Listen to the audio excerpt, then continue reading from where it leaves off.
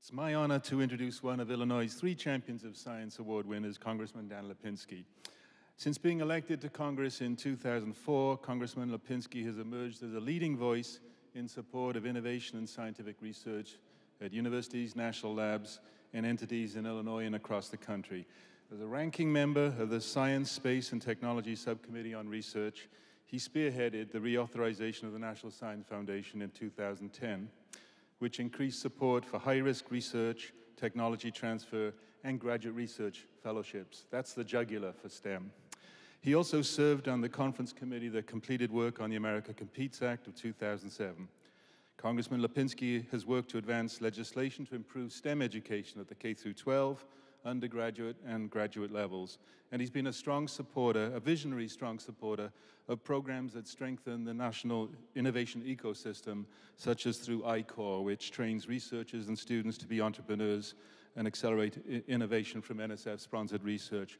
My last comment, in 2010 I was at NSF, and Congressman Lipinski visited the top administrators of NSF, and we were all amazed at the depth of understanding, the appreciation of the peer review system, the understanding of the competitive aspects of high-risk research across the country. And so I'm delighted to be here in celebration of your championship.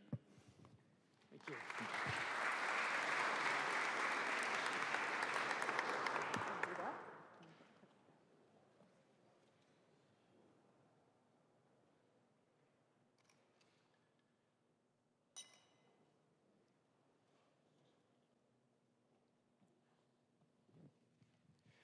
Thank you. I actually received the award a couple years ago, and we had had a nice ceremony at 1871, which is a tech incubator in Chicago.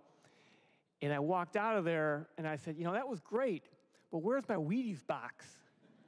And I see those boxes displayed by other members in their offices. And so I'm always impressed by that. Besides the fact that I actually eat Wheaties.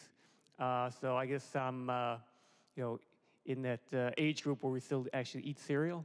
But I thank you so much for this award. I'm one of about a dozen engineers in Congress, and I say that for a couple of reasons. First is to warn you, I'm an engineer, so I'm not going to claim to be a great speaker. But also because we need to have more people in science, engineering backgrounds, in Congress, in policymaking, who understand what we need to do.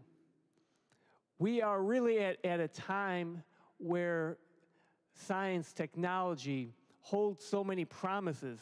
We have so many issues, so many problems that we need to solve.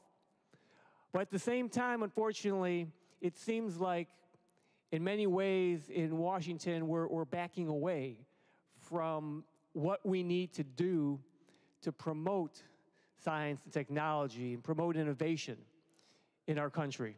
MIT put out a report in April, The Future Postponed, talking about areas that the United States risks falling behind in because of lack of support in research areas, such as in food, in defense, in clean energy.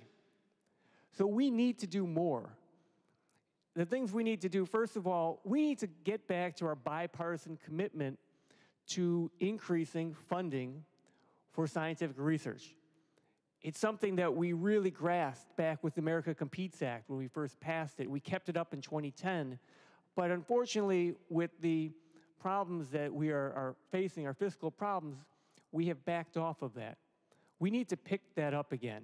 It's critical for our country. We also need to do more in streamlining regulation. I know all of you at universities understand that this is an issue. There's just a report that came out from national academies 2 weeks ago about those issues, and it's something I've been working on for the last couple of years. We need to make sure that's not, really limiting the research and really taking the limited resources and making them even smaller. And the third thing is we really need to promote STEM education. I think more and more people understand that we need to do that. Now it's trying to figure out how do we do that. Yes, some of it's funding, but there are other things that we need to do to promote STEM ed. Like I said, I'm an engineer. My wife's got a degree in math. We understand what it takes to get through. We have to figure out what are the ways to inspire more kids to be interested and keep going with it. Now, coming from the state of Illinois, we have many great universities. We have a couple of great research labs. I have Argonne Lab in my district.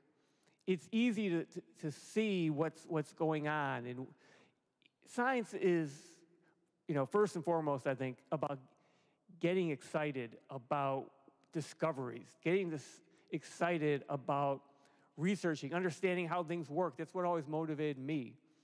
So you get that at first, but then we have to also make sure that we understand the problem solving that we can do.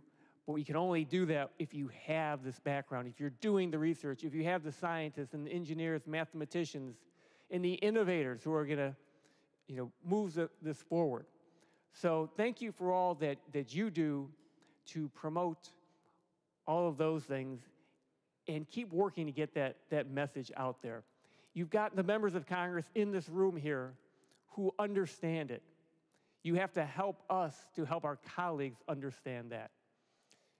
If Chairman Colbert said, I see out there, I know he gets it, and I know that he on the Appropriations Committee can use that support so that people understand what we need to do, because there's so much that we can do.